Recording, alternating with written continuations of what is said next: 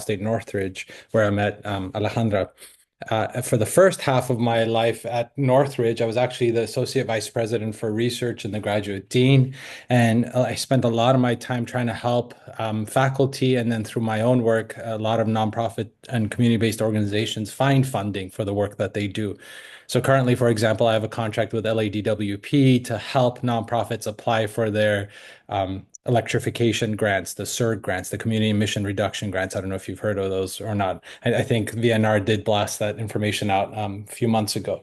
So I have a lot of experience in this space getting grants myself. I've gotten grants from almost all federal agencies, from the state of California, from foundations.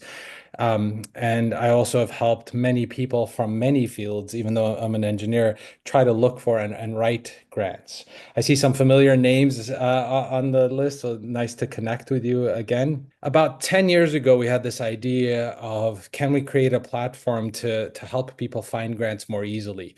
If you're like me, you've used maybe Spin or Pivot, or you've done your own Google searches or grants.gov, and you know you get a ton of stuff that comes through, and then the real work begins to figure out, is this the right fit for my organization? Or what other things have these people funded that are similar to mine? And I used to spend a ton of time doing the due diligence before I applied for any grant.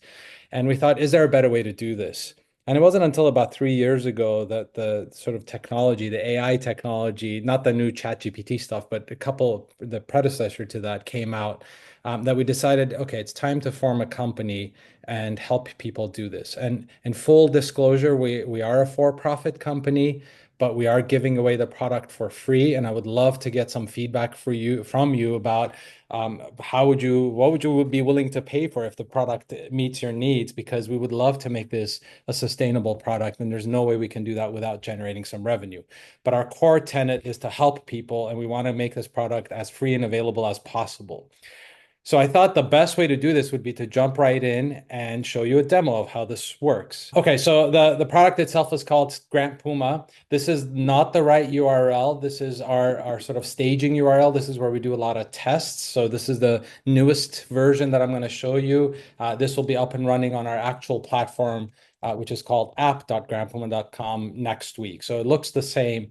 The functionality is a little bit different. I will share all these links with you. And I forgot to mention, I'm always available to meet with you separately to talk through what this platform is and what it does and whether it can help you or not.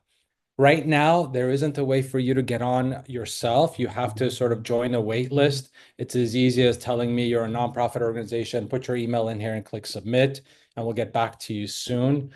You can be a school, a nonprofit, or if you are a researcher or if you have researchers in your organization and they have ORCID accounts.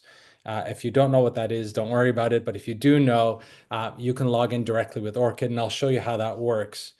But for now, I'm just going to sign in as me. And I've set myself up to be a nonprofit. So you can see here, like I don't have any details in here. My EIN isn't in here. My mission statement isn't in here. And therefore, I don't have any recommendations right now. But this is as easy as going into this search area, and I can add a search card about anything that I want. So I saw a few of the people on this call have something work in mental health area. So I'm just going to create a card, called it mental health. Let's call it in disadvantaged communities. You can paste your entire mission statement in here. You can put in an abstract of a previous proposal you've written. This is a free format item. And as soon as you click that, you're going to start getting recommendations.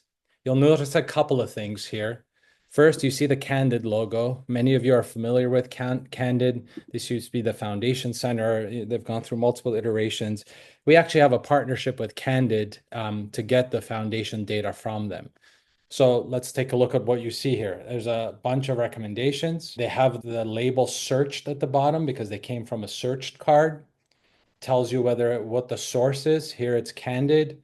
Here it's Health and Human Services, which is the federal government. There are a couple other things you can see here. You can filter by different things. So I can filter only by foundation grants, only federal grants, and let's click state grants and see if there's any state grants that are available. So here are some state grants that are currently available in this space. Let's click on one. When you click on one, what we show you is a little bit of a description, of what this organization does, and then recent things they have funded. And if we have the data, we actually link you out. So the Catholic School Center of Excellence, I assume, got $20,000 from them a few years back.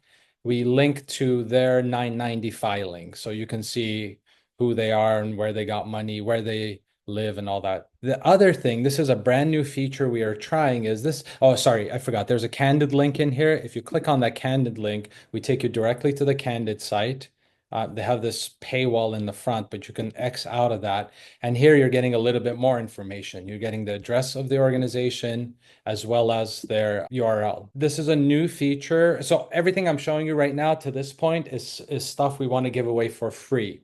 One idea we have on how to make some money to keep this going, and it's going to be a nominal fee for most nonprofits, especially if you're a smaller nonprofit, is to give you some more insights into the grant opportunity. So I will click on this Explore Insights for free.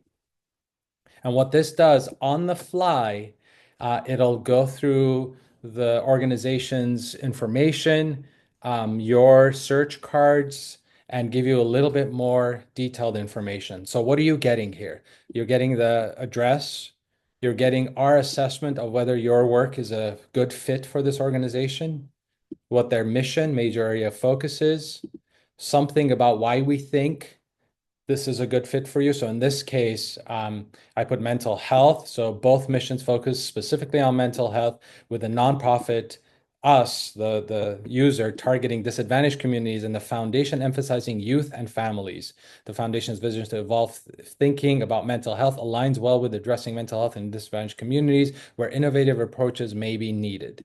So that's our assessment of why we think this is a good organization for you to look at. I'll tell you why there's nothing here in a second.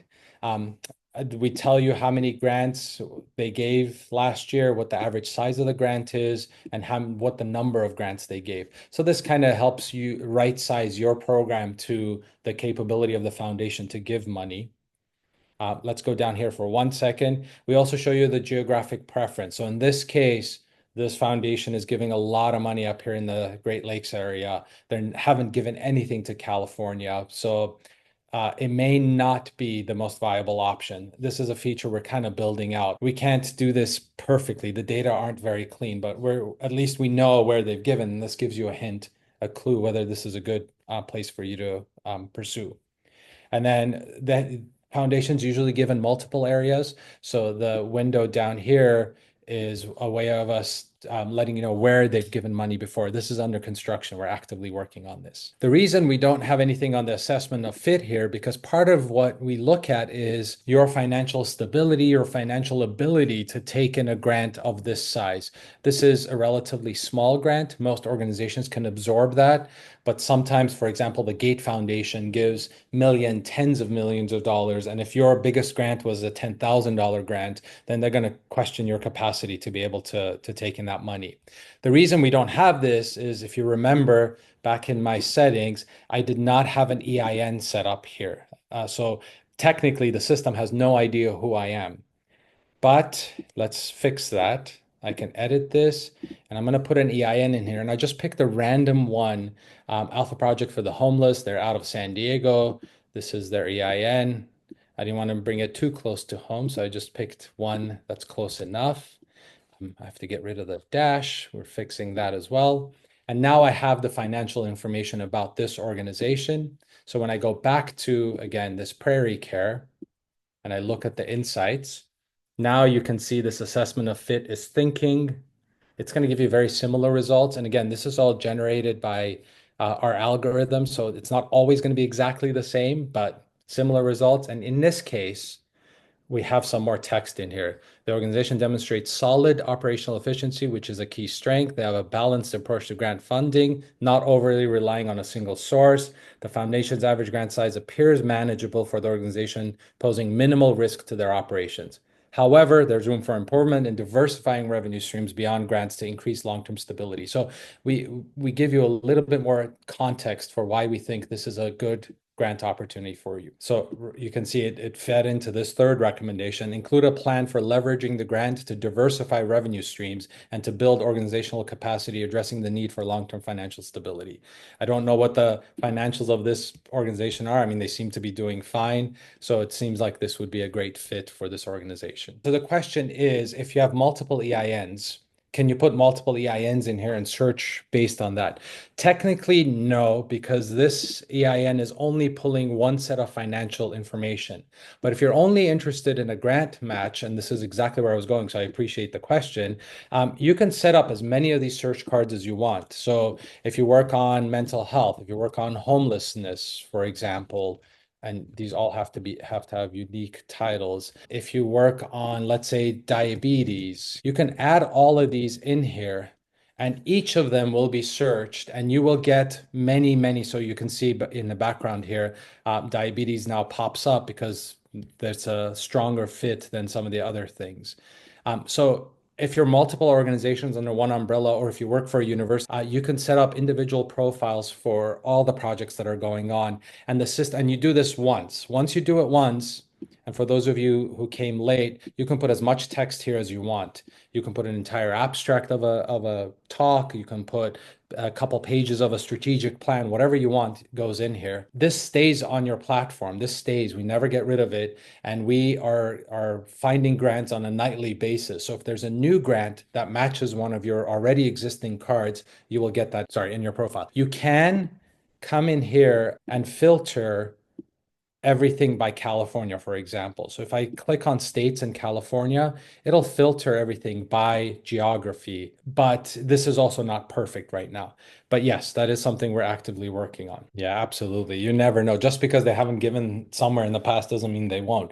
Now, some are very specific. Like here, the United Way of Rome and Floyd County, they're in Georgia, I believe. So if we click on the insights, you can see right here in the map, they've only given to Georgia. They're only going to give to Georgia because there's United Ways everywhere and they only give locally. But absolutely, if it doesn't mean you shouldn't try. Let me show you a couple other sort of features right here. Other things you can do is you can favorite these things. So if you favorite a grant, it disappears from this page, but it's all stored in this page. So once you favorite something, it never goes away from your record. So if the grant goes away, like if it's a federal grant and the deadline passes, it'll still stay on your record here. You can download all of the grants. So if you click download grants in this top right, it'll download them all as a CSV file. You can, and whatever information we have on them gets dumped into this file. You can take that and do what you want. Some people take that and share it with their investigators or other people in their organization. As far as settings, these are relatively straightforward.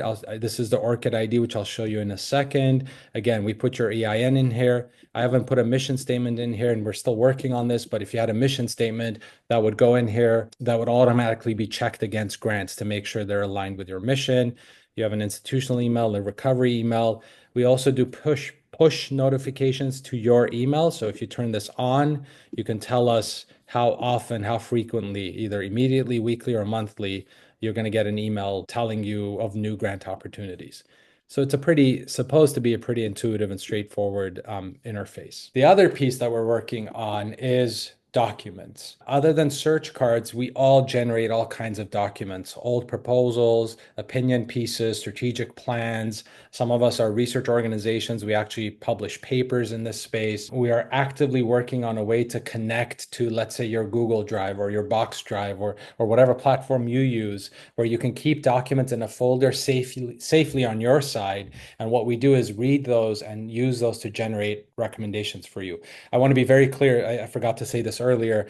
We are using AI tools, but we're also 100% fully committed and transparent about how we use those tools and what we would do with the data. And we realize many of you work with sensitive populations and sensitive data and sensitive documents. This is why we're pushing it to your platform. If you're using a Box environment that's HIPAA compliant, or Google Drive, which is a little bit less. So we'll rely on your platform for your safety and security. And then all we do is once we take your document and we transform it into, without any human eyes looking at it, transform it into a mathematical number. There's no way we can go back from that. It's actually a vector. There's no way we can go back from that mathematical representation to your document, but that mathematical representation is the only thing we need to make them match. So your actual data and content is secure. We don't ever do anything with that information. One way you can bring in documents now, which is fast and easy, is again, if you have an ORCID account, which I do, so I'm going to show you how that works in case some of you do. You log into your ORCID account, you authorize access, and all you're authorizing access to is your ORCID ID. Once I authorize access, and you can see here my 20 most recent publications, or my 20 publications that are on ORCID, have now been pulled in. These are journal publications, they're titles and abstracts, and in some cases full papers.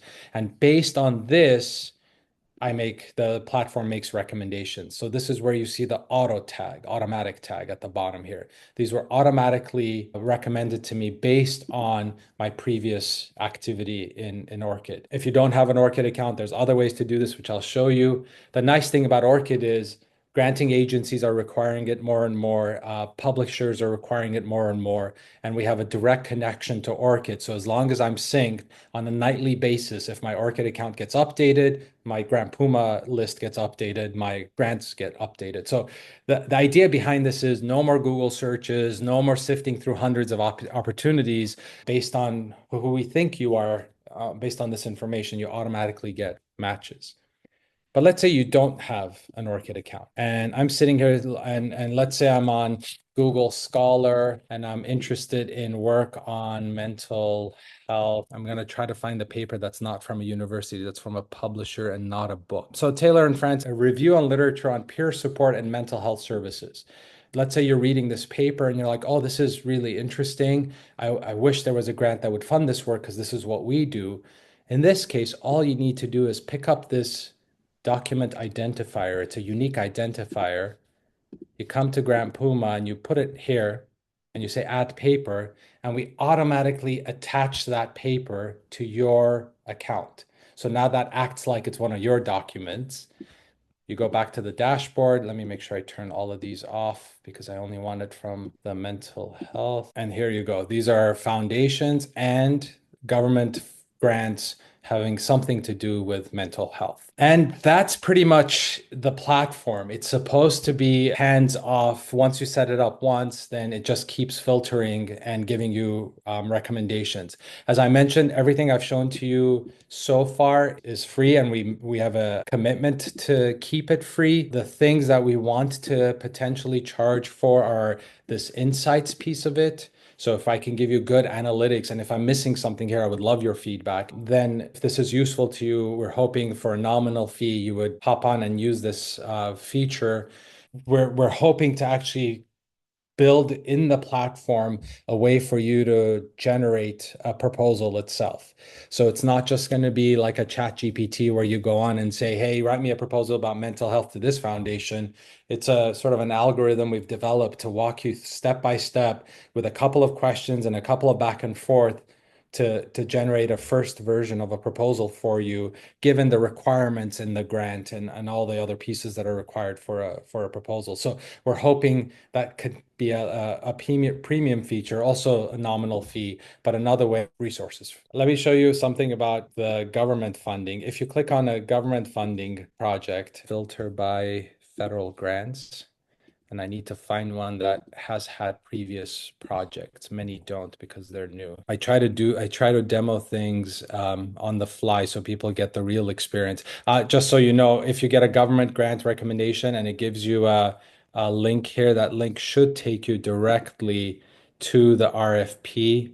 Or sometimes if the RFP is super new, it'll take you to a grants.gov page, as in this case. So I'm trying to find one that is not super new so I can show you what it would look like. Here's one, for example, Administration for Community Living has this grant. It takes you directly to their page so you can see they have other grants as well. Quick, so here, let's look at this condensed matter. What we do is we give you, again, direct access to the RFP. So in this case, if I click on the left side, it takes you directly to the opportunity, Division of Material Science. This is the grant opportunity. We also show you if the agency has more data on it. what the past awards have been. So in this case, this is an old program. But if you click on the link, it should take you to the award search on the NSF site with details of what this project is. So we're pushing out to trusted sources of data as much as we possibly can. The 990 data is directly from the IRS. They do a pretty frequent dump, an annual dump, but a pretty, I would say, semi-frequent dump of brand new 990 data and updated data, and we're grabbing, and they make that available to the public. So we're grabbing that as it becomes available. So this is very much in development, and we've been working on this for about 3 years and gotten it to this point. In the next 6 months or so, we're trying to push this out to get feedback. If you use it, and right now you cannot use it as an organization if you want your EIN integrated. We would have to onboard you. And so please, if you go back to, let me log off and show you. If you go back here and you just get on the wait list here, our team will get back to you pretty quickly and get you set up with an account. But if you do want to log in as an individual and just explore and play as a researcher, you can sign up with your email here. So if you can use your email and create a account for yourself. You won't get some of the other benefits, but if you choose to go this route, we do have a feedback button here, and it's a pretty simple feedback. How satisfied are you? Would you recommend this? And give us any suggestions you have to make it better.